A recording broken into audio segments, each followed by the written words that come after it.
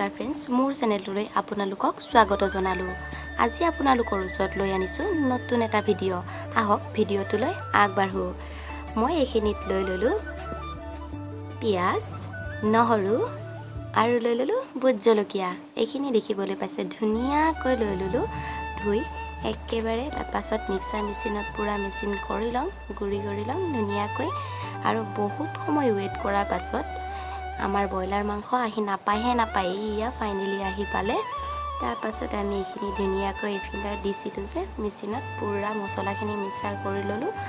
একেবাৰে কৰি লৈ এইখিনি ব্ৰইলাৰ মাংসখিনি আমি চৰিয়াত ঢালি ল'লোঁ। ধুনীয়াকৈ ঢালি গৰম পানী দি ধুই ল'ম। আপোনালোকে গৰম পানী দি ধুৱেনে? যদি ধুৱে কেনেকুৱা হয় আপোনালোকে জানেই আৰু কেনেকুৱা লেতেৰা ওলায়। মই কিন্তু গৰম পানীত ধুই লওঁ ব্ৰইলাৰ মাংস হ'লে। ধুনীয়াকৈ ধুই লৈ গোটেইখিনি যিমানখিনি লেতেৰা আছে গৰম পানীত গোটেইখিনি ওলাই যায়। আৰু আমি ইয়াত কঁঠাল গুটি আৰু আলু লৈ ল'লোঁ। কঁঠাল গুটিখিনি ধুনীয়াকৈ এনেকৈ ৰঙা বাকলি পেলাই চাফা কৰি ল'ব, ভাল হয় তেতিয়া। আমি ইয়াত ভাজি ল'লোঁ। এতিয়া আমি ভাজি ল'লোঁ কঁঠাল গুটি আৰু আলু আৰু যিমানখিনি মছলা আছে গোটেইখিনি দি দিম ইয়াত। আদা নহৰু পেষ্ট যিমানখিনি আছিল, পিঁয়াজ এইখিনি, জলকীয়া দি দিলোঁ। আৰু ইয়াত লৈ ল'লোঁ জলকীয়া গুড়ি, জিৰা গুড়ি আৰু অকণমান মছলা।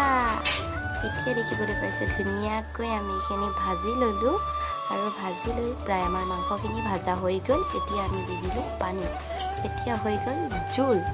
এতিয়া দেখিবলৈ পাইছে আমাৰ মাংস তৰকাৰী ফাইনেলি ৰেডি। দেখাত যিমান ভাল লাগিছে, খাবলৈ বহুত ভাল লাগিছে, বহুত টেষ্ট। আপোনালোকে ট্ৰাই কৰি চাব আৰু ভাল লাগিলে লাইক, কমেণ্ট এণ্ড ছাবস্ক্ৰাইব কৰি জনাব। Bye bye.